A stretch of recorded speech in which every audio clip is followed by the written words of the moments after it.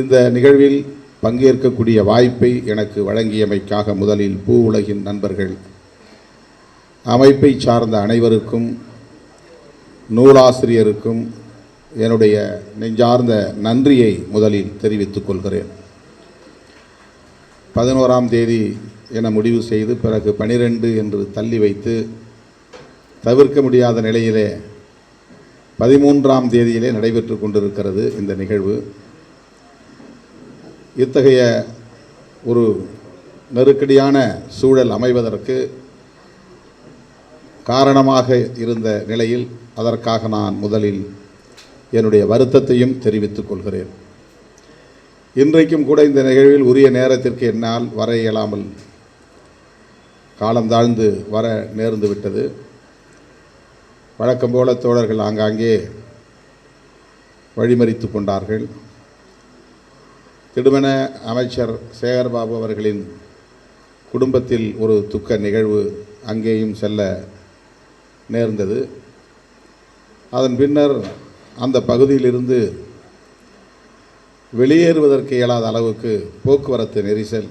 ஏனென்றால் தமிழக முதல்வர் அவர்கள் அமைச்சரின் இல்லத்திற்கு வருகை தந்த சூழலில் ஆங்காங்கே போக்குவரத்தை திசை மாற்றிவிட்டார்கள். இப்படி இந்த நிகழ்ச்சியில் நான் பங்கேற்பதில் பல நெருக்கடிகள், பல தடைகள், நாள் தள்ளிப்போய் நேரமும் தள்ளிப்போய் நீங்களும் வெளியேறலாம் என்று துடித்து கொண்டிருக்கிற சூழலில் வந்து உங்கள் முன்னால் நின்று கொண்டிருக்கிறேன். இவ்வளவு நேரம் பொறுமையாக காத்திருந்த நீங்கள் மேலும் சில நிமிடங்கள் பொறுமையாக காத்திருக்க வேண்டும் என்று வேண்டுகோள் விடுக்கிறேன். திருமாவளவனுக்கு நேரம் ஒத்து வரவில்லை, திருமாவளவன் வேண்டாம் என்று முடிவெடுக்காமல் 2-3 நாட்கள் தள்ளி போனாலும் திருமாவளவன் வரட்டும் என்று என்னை அழைப்பதிலே உறுதியாக இருந்து முடிவெடுத்த நம்முடைய தோழர் சுந்தரராஜன் அவர்களுக்கும், நூலாசிரியர் வெற்றி செல்வன் அவர்களுக்கும், நம்முடைய கவிதா முரளிதரன் அவர்களுக்கும் நான் சிறப்பான நன்றியை தெரிவித்துக் கொள்கிறேன்.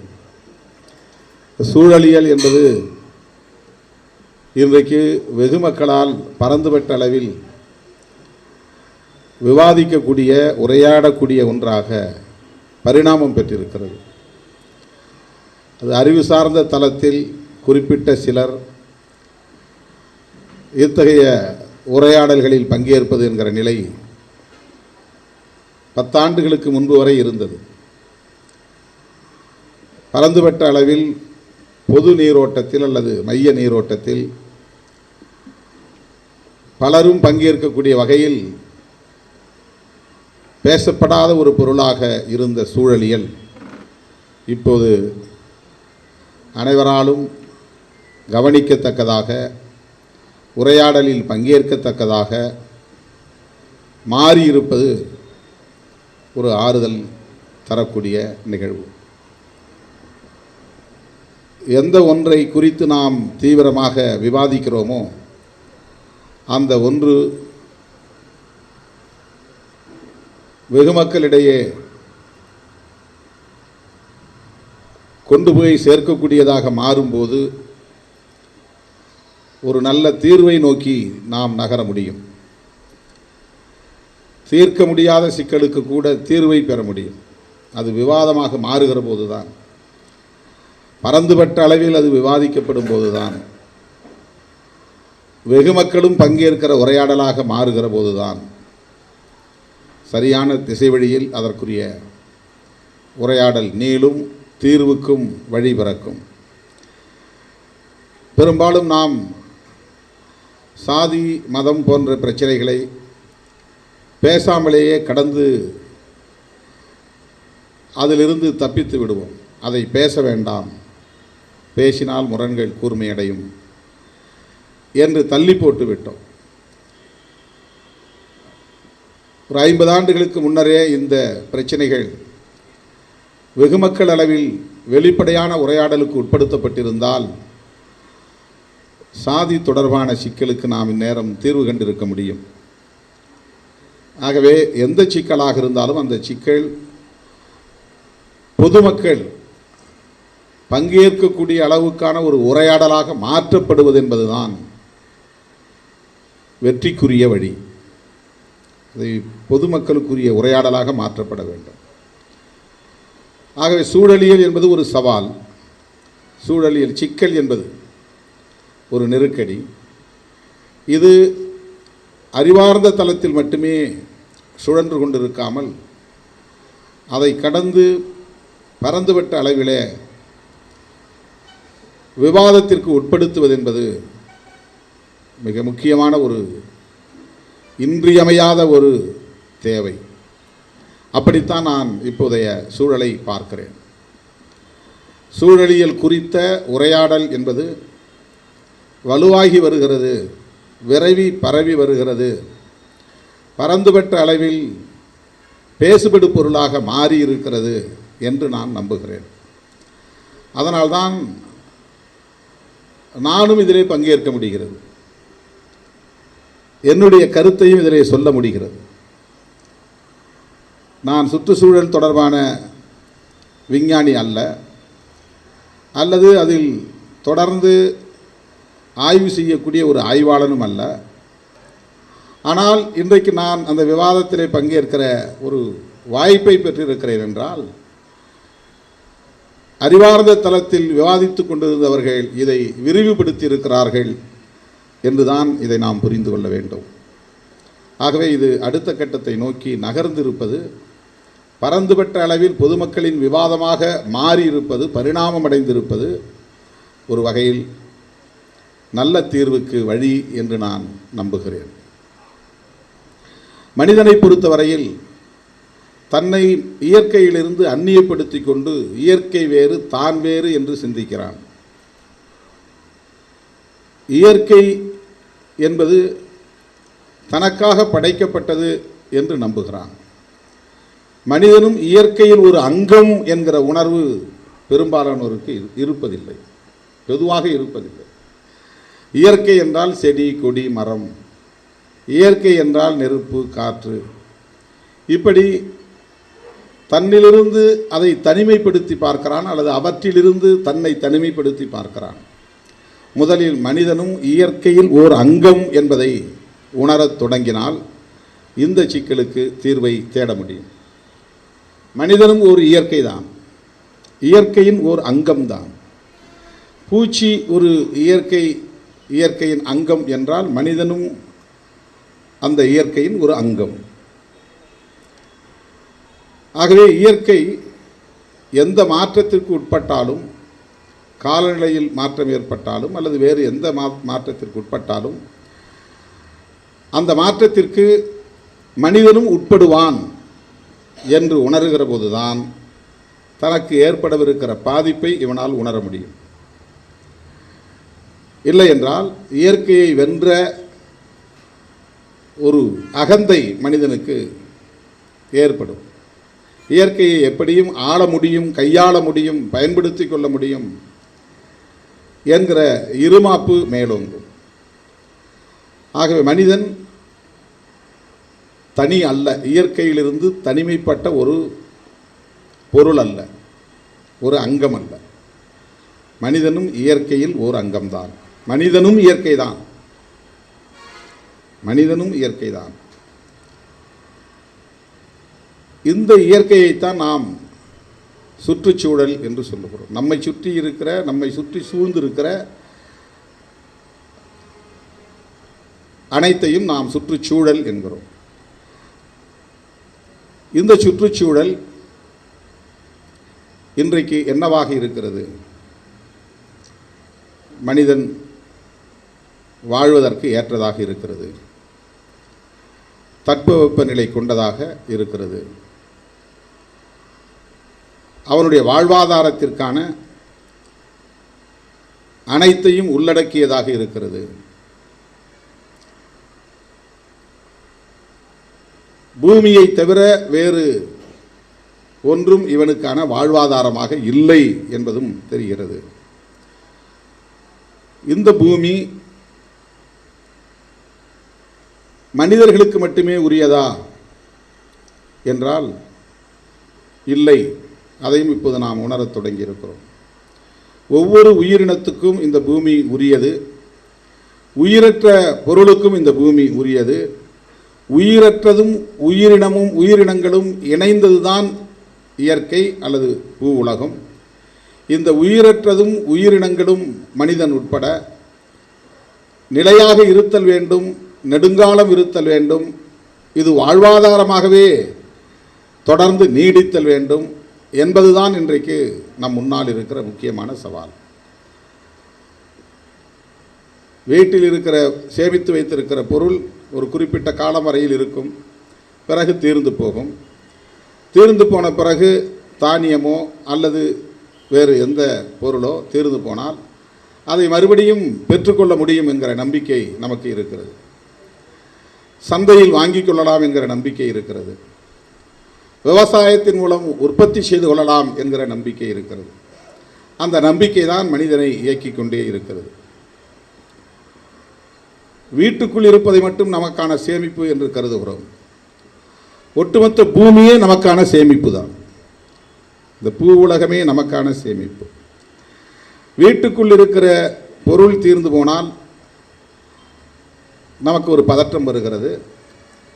பெட்டிக்கடையில் இருக்கிற பொருள் தீர்ந்து போனால் நமக்கு ஒரு பதற்றம் வருகிறது. பெட்ரோல் பங்கில் இருக்கிற பெட்ரோல் தீர்ந்து போனால் நமக்கு ஒரு பதற்றம் வருகிறது. அது ஒரு குறுகிய கால இடைவெளியில் ஏற்படுகிற பாதிப்பு என்பதை நம்மால் உணர முடிகிறது. இன்னும் 6 மாதங்களுக்கு மேல் பெட்ரோல் கிடைக்காது, இலங்கையில் இருக்கிற நெருக்கடி இந்தியாவிலும் ஏற்படும் என்கிற சூழல் வந்தால் அதையெல்லாம் வாங்கி பதுக்கி வைத்துக் கொள்ள வேண்டும் என்று பணம் உள்ளவன் துடிக்கிறான். ஆக இருப்பதை பயன்படுத்தி கொள்ள வேண்டும், சேமித்து கொள்ள வேண்டும். இல்லாமல் போனால் என்ன ஆகும் என்கிற பதற்றத்தோடு இந்த உணர்வெல்லாம் மேலோங்குவதை நாம் பார்க்கிறோம். ஆனால் ஒட்டுமொத்த பூமியே செலவாகி கொண்டிருக்கிறது, பூமியில் இருக்கிற வாழ்வாதாரங்கள் செலவாகி கொண்டிருக்கிறது அல்லது விரயமாகி கொண்டிருக்கிறது, தீர்ந்து கொண்டிருக்கிறது என்றால் இந்த வாழ்வாதாரத்திற்கு வேறு எங்கே போக முடியும்? பூமியில் தீர்ந்து போனால் வேறு கிரகத்தில் இருந்து அதை பெற்றுக்கொள்ளலாம் என்பதற்கான வாய்ப்பு இருக்கிறதா? பூமியில் இருக்கிற ரிசோர்சஸ், ஆதாரங்கள் அனைத்தும் தீர்ந்து போனால், நீர் வற்றி போனால், கனிமம் தீர்ந்து போனால், எண்ணெய் தீர்ந்து போனால், உணவு உற்பத்தி தீர்ந்து போனால், பிறகு இவற்றையெல்லாம் மனிதன் வேறு எங்கிருந்து ஈடு செய்து கொள்ள முடியும் என்கிற கேள்வி எழுகிறது.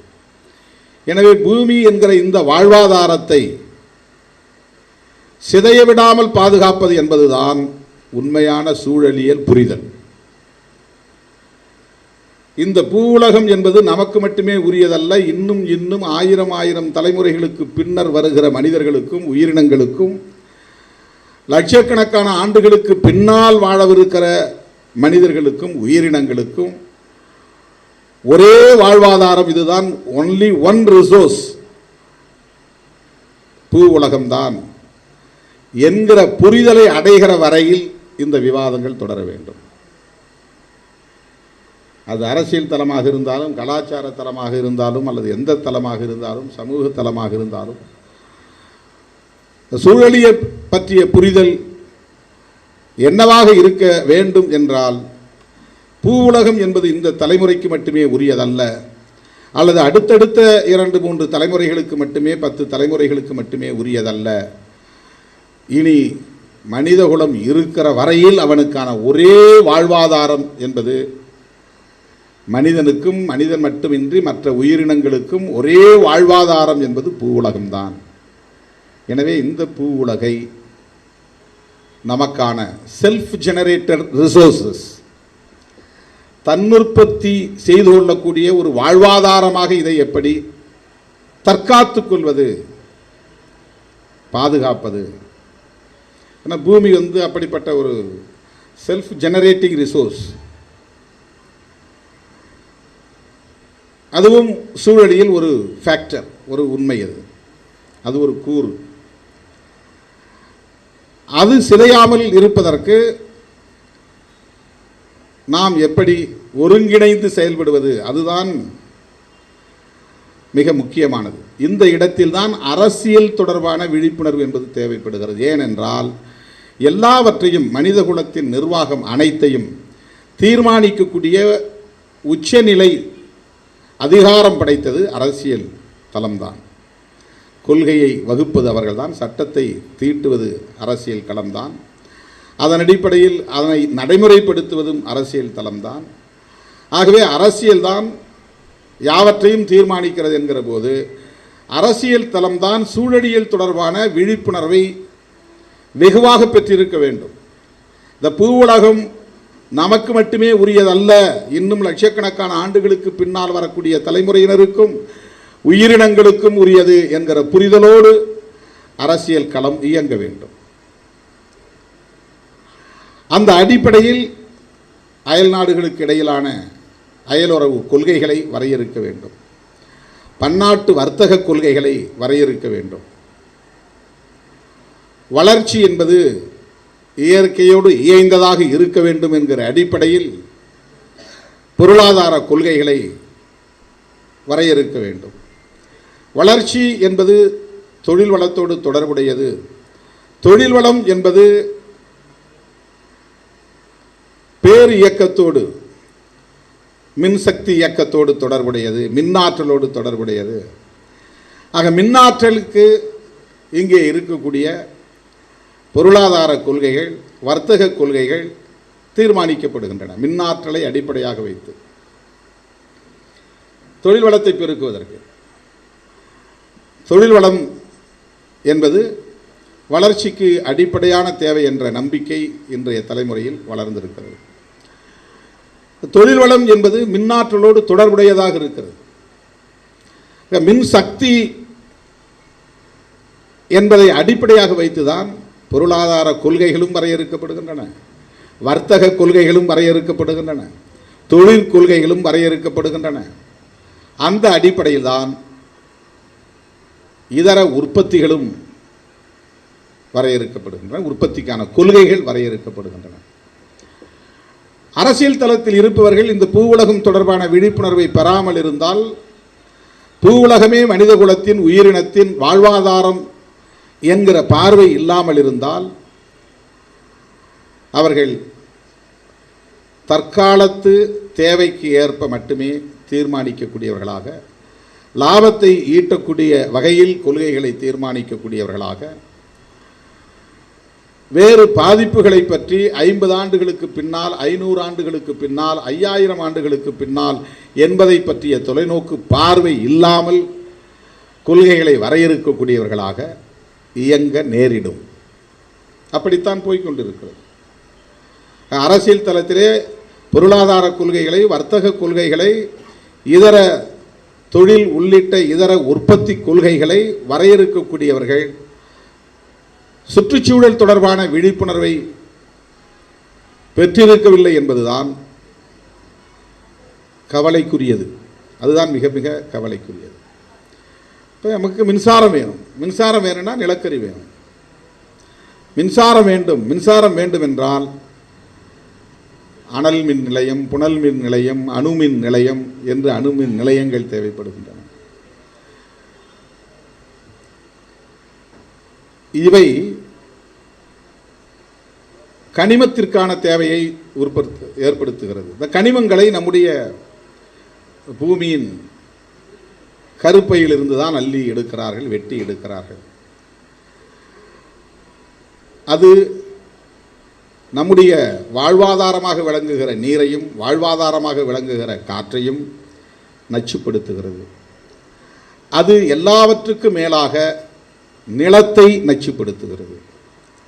நிலம் என்பதுதான் அனைத்து வகையான தேவைகளுக்கும் உரிய அடிப்படையான வாழ்வாதாரம்.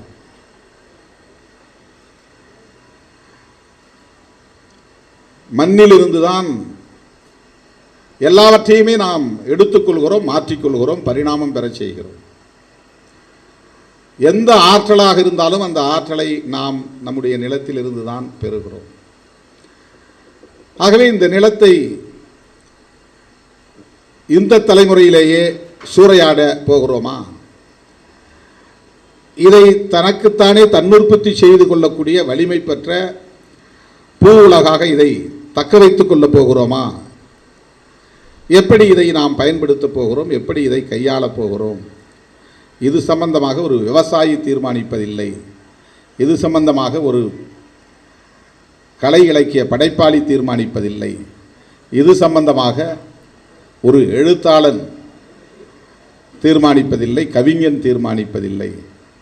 இதை நாடாளுமன்றங்கள் தான் தீர்மானிக்கின்றன, அரசியல் தான் தீர்மானிக்கிறது. எனவே இந்த சூழலியல் தொடர்பான விழிப்புணர்வு என்பது சாதாரண மக்களுக்கு இருக்க வேண்டும் என்பதை காட்டிலும் அரசியல் தளத்தில் பணியாற்றக்கூடியவர்களுக்கு இருக்க வேண்டும் என்பதுதான் அடிக்கோட்டிட்டு நாம் பரப்ப வேண்டிய ஒரு செய்தி. அரசியல் சூழல் என்பது ஒட்டுமொத்த சூழலியலுக்கான உந்து ஆற்றலாக இருக்கிறது அல்லது சிதைவு ஆற்றலாக இருக்கிறது. சிதைவதற்கோ அல்லது மேலும் பரிணாமம் பெற்று வளர்ச்சி அடைவதற்கோ வளர்சிதை மாற்றத்திற்கான ஆற்றலாக இருக்கிறது. வளர்வதற்கோ சிதைவதற்கோ வளர்சிதை மாற்றத்திற்கான ஆற்றலாக விளங்குகிறது.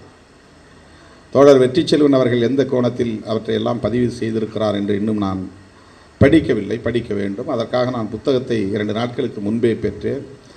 கவிதா அவர்களுக்கும் நம்முடைய சுந்தரராஜன் அவர்களுக்கும் என் நேரம் எப்படியெல்லாம் செலவாகிறது என்பது நன்கு தெரியும். என்னால் இந்த புத்தகத்தை கூட புரட்டி பார்க்க முடியாத அளவுக்கு தொடர்ச்சியாக பொதுமக்கள் அல்லது இயக்கத் தோழர்கள் அல்லது தோழமை சக்திகள் என்று எனது நேரம் எடுத்துக்கொள்ளப்படுவதால் அல்லது சூறையாடப்படுவதால் சில நிமிடங்கள் கூட ஒதுக்கி அதை என்னால் கவனிக்க இயலாமற் போய்விட்டது. அதற்காக நான் வருந்துகிறேன். கட்டாயம் நேரம் எடுத்து அதை நான் படிப்பேன்.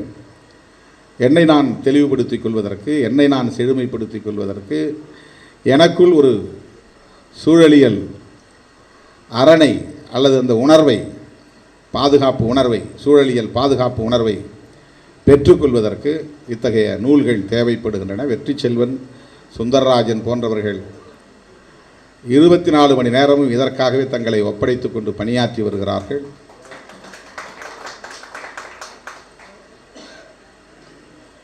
சென்சிட்டைசேஷன் என்கிற அந்த ஒரு விழிப்புணர்வு ஊட்டுதல் என்கிற பணியிலும் தொடர்ந்து ஈடுபட்டு வருகின்றனர். அரசியல் தலைவர்களை, நாடாளுமன்ற உறுப்பினர்களை, சட்டமன்ற உறுப்பினர்களை சந்தித்து அவர்களோடு இத்தகைய இன்ட்ராக்ஷன்ஸ், ஒரு உரையாடல் பங்கேற்பை ஏற்படுத்துகிறார்கள். உள்ளபடியே இது பாராட்டுதலுக்குரியது.